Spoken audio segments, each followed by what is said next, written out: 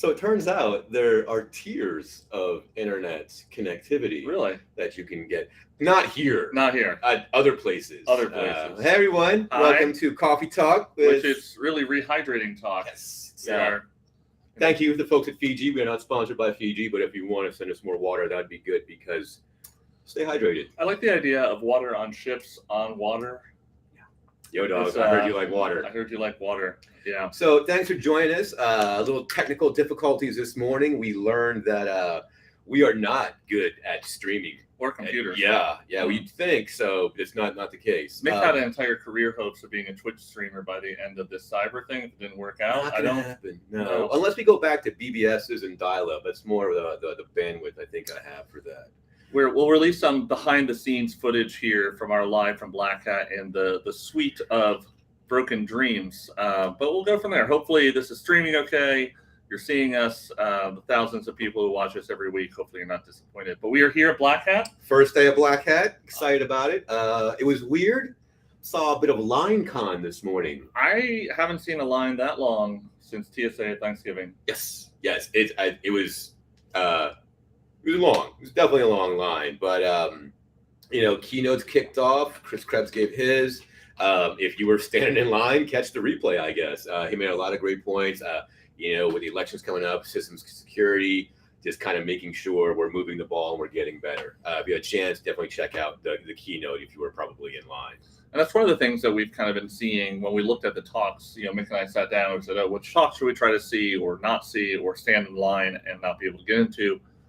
The ones that I've seen for the blue team, like the major themes that came up were Ukraine, Russia, Ukraine. Some Ukraine. Side of Russia. And then election. Yeah. And something about gas prices somewhere in there. Something about gas prices. It'll be solid. But that's the feeling so far. Mm-hmm.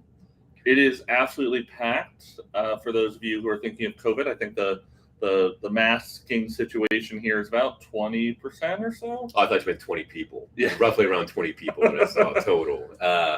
So yeah, if you're coming, take the precautions you need to. You're lucky you can stream all the things online, and definitely make sure you check that out. I think later in the week, there is a super exciting. Well, no, it's later today actually. A super exciting booth presentation around 4 p.m. or so. By me. I'm going to hang out in the booth and do a presentation down there. So if you're hanging out at Black Hat, come check me out. There you go. I'll get you a shirt. No streaming issues there. No glitching issues. No, not in that booth. I think they have professionals do it. I understand why we hire them now in retrospect. It does make sense. Yeah. Hey, we'll figure it out. We got it. Turns out we did not got it. What else? We're looking forward to Kim Zetter's keynote. That's tomorrow. She's a huge, family friend of Surge. Whether she wants it or not, she's kind of, been adopted in against her will. But she's a lovely person. Yeah, fantastic work. And then we kick into DEF CON 30, which it's super hard to believe that it's 30 years old. I am looking forward to it, but I'm not looking forward to it. It's because my morning is going to start super early on Thursday, around 5 a.m. So that's going to be great. And then all the talks at DEF CON, DEF CON's a whole thing unto itself. The talks at Black Hat are fantastic, but at DEF CON, they're just so many villages, and each village has their own talk track. So fun fact, the only talk I've ever been to at DEF CON was Mike Walker's Cyber Grand Challenge. That's the only talk I've ever actually walked into. Every other talk has been for the villages. That's really why I go to DEF CON at this point. Yeah. I think because the talk tracks are all great. They're all fantastic. But I think when you start looking at, our focus has always been network defense, threat intelligence, blue team side of the work. So, of course, something like Blue Team Village would appeal to me, Recon Village, OSINT Village. Even the Red Team Village, I'll go hang out with the two guys there. It's super fantastic. And really, it's just, you're going to learn something new, no matter what village. And even the one-offs, the car hacking village, maritime village, you're going to learn something there. It's just... It is an insanely large space this year, so be ready for that. So that's going to be all the Vegas things. I'm trying to think what's going on in the world of cyber. We did mention Ukraine. We have to talk about ransomware because, we're doing a show on the internet. We talk about ransomware. Well, I mean, that's more so for those who've been watching. We're going to be coming back next week, actually, for regular scheduled with Audra, and so I think Audra will be keen to make sure she gives all the news for the last couple of weeks since we've been off for summer vacation. But yeah, it's been a nice. I don't want to say super quiet summer, but like we haven't had to work. I didn't have July 4th ruined. The 4th of July fireworks, and I think that's the first time I've done that in years. I think that's been amazing. So yeah, I'm kind of waiting for that shoe to drop, and I hope it doesn't. But again, I think we're still doing a lot of cleanup stuff. Like I'm still having conversations with people about Log4j. The remnants of that are going to live on for quite some time.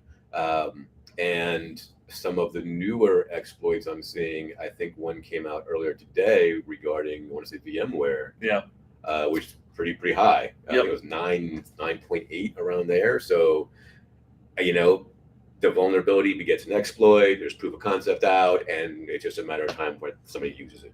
I was thinking about this last night. We were at a couple shindigs talking to peers in the world, and the biggest thing I kept hearing people talking about was recession. And the fear of recession and what that meant for them and their jobs, and just like a lot of people coming to Black Hat this year. Like, honestly, it's kind of weird. Other than a couple talks on Ukraine, which obviously there's a bias here. I don't tend to go out drinking or having coffee with friends and folks who are heavily in red team or fuzzing. So obvious observational bias here. But the things people were talking about was some of the Ukraine talks. I know Juan is giving, I think, one or two. And then the other one was just like they were here to look at things to buy, which I thought was kind of an odd, like it was like they were literally asking like, oh, what's the coolest new technology? I don't know the next time I'm going to have budget. That's true. That's very true. And it's an interesting. I guess it's a shift in the world, right? Yeah. I don't understand how capitalism works for the most part, so. I've heard of recession, but I always get confused. I know when you talk to me about how you're saving up with your shoe stock, and that is your assets of choice. Yes, I am actually NFTs of shoe stocks, and then my next investment is going to be dinars. Get on that train, my friend. Get in early. There we go. Forward-leaning statements: do not buy stock on anything that Mick Baccio says. I don't think you can buy dinars at all. Actually, I don't think that's possible on eBay. So you can get an NFT of them. Someone will do this. That's fair. There's always an NFT available. The other thing that I was kind of finding interesting that I've seen pop up a bit more is around bio things again this year. Yes. Which I feel like the only time I ever really hear about biohacking or biometrics or anything is really at Black Hat and DEF CON. Yes. And you have a good friend, Nina. Yeah, Nina, who good friend of ours, spoke at Insider MiniCon, runs Biohacking Village. I have been lucky enough to have kind of been in that Biohacking Village shadow for I guess as long as I've been a goon, about 7 years now, and just to watch the village pivot and shift. And this year, I think it was always devices, medical devices are horrible, but I think when you start looking at the pandemic and COVID in general, just all of the research that's gone into that. And all the things we can extrapolate from that, all the data points that are coming out, and how we can get better and move forward. I think Biohacking Village it's a fantastic time. It's actually, I've never asked you, why did you become a goon? I wanted to get in for free. Oh, so I was tired of standing in line for talks. It's just the lines are long. I'm just curious about this because you have to get up, you have to do like 6 hours of work, 5 a.m., or you could just like. I love it. I quarter of a Nike. My first DEF CON. Can you divide Nikes? Or is there a Nike split scheme? I saw on someone's reel. You can take an X-Acto knife and cut the shoe in half, and you can watch everyone on the internet cry when that happens. I became a goon. My first DEF CON was probably DEF CON 11, I think, and off and on since then. I thought the community was fantastic, and just going for so long, I was like, oh, I'll be a goon, sure. And the DC 404 gang, one of the folks nominated me, and kind of your first year, you're kind of a probationary, and you do all the just really not great work, and then you come back, and year after year, I love doing it. I like just the community aspect of it. LineCon for me, and my friend Michael Rodriguez handles Ducky. We've done it together for years now. It's just you're the first face that people see when they get to DEF CON. And yet people come back. And right, I'm sure like 10 years ago it was much more attractive to be in line. Like I was much more attractive 10 years ago. But it's just, you're in a good mood. People are going to be in a good mood. It's just a way to set the tone. So it's DEF CON's what you make of it. You can have that really, really negative experience, or you can be in line at 5 a.m. drinking already. And that does happen, which I've always been curious. Like, what's your trajectory there? Are you still going? Yeah. Or like you got up early and you're like, oh, 5 a.m., let's do shots. Like, I don't. It's kind of like airports and Vegas are the two places where like rules just don't apply. I'm like, no, rules may not apply, but your biology does. Like you're just gonna have a bad day. So I only started coming to DEF CON really in the last 8 years or so, just because of my government world. Like it wasn't something I could really do easily. But what's the biggest changes you've seen since DEF CON? What you said, 11 to 30? I think it's, as cybersecurity as an industry has grown, so has the conference. As the field has split into several different fields of study, so is DEF CON. I think, which is the splintering of the villages. It's like yes. And I think it's good, and there's bad things from it. I think the villages are as important to DEF CON as the talks themselves. I think there's been a big shift in that. I mean, the commercialization of cyber begets a community that changes. The hard drinking kind of dirtbag staff, that's gone. Like people are actually want you to have a good time and care about you. And I think that's a fantastic change, and I welcome it. Code of conduct has shifted dramatically over years. I mean, there actually is one now, and it's enforced. And that speaks to how large everything is. Well, and this is, to me, and we've talked about this before, like I had someone say, oh, DEF CON, like, is that the best security conference? I was like, it is the best security festival. Yes. Like, I don't actually think it's a conference I don't think that's primary, but like Cyber WarCon. Yes, I will go yes. So I go for the people who are speaking and to be able to talk about serious cyber subjects with serious people. I don't go to Comic-Con because I read comics. No, it's because you like to dress up. I do like to dress up like Deadpool. You like fat Deadpool. Yeah. So I think, yes, DEF CON is just a spectacle in itself. People that don't work in cyber or have no interest in the security field just come and people watch. It's a fantastic time. Yeah. And no matter what your niche is inside of it, you can find something to do. And in the non-technical things, I think there's a bunch of policy discussions this year. Yep. There is. And you get people like Jen Easterly. You get senators come. Right. And then you've got folks like Rachel Toback doing the social engineering bit and helping folks get better at that. I think it's just, like I said, no matter what your niche is, you can find something there. And again, it's what you make of it. You can just go and sit in the corner and not talk to anyone, or just meet as many people as you can. What do you think the difference is between Black Hat and RSA? I mean, because they're a month and we were talking about this earlier because a lot of us hadn't seen folks for years because of COVID. And then we were at RSA. And now it's like a month and a half later, we're like, we even looked at this from a surge point of view. Like, it's hard to look at like, oh, let's submit talks on research. Mm-hmm. And you're like, well, it's only a month and a half apart. Which one do I pick? Do you see a semantic difference between Black Hat and RSA? Well, looking at some of these shirts the vendors brought with them, no, I don't see a difference at all. I think, like, to your point, it's a month later. Yeah. There's not much you can really do or come out with or research in that time frame. But I think they're different conferences, right? I think that RSA is generally, like we've discussed it as, if you are looking for a product, if you're looking for a solution, that is, if you want to talk to someone at a vendor, they're going to be there. Yes. And that's not necessarily the case of Black Hat. Like, people are much more busy. I think it's a heavier security focus here. Yeah. And RSA still has that, but I don't think it's as direct as it is here.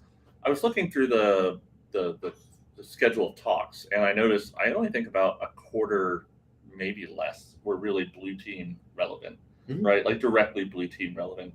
Is there a conference that you can think of the same scale that really is blue team focused?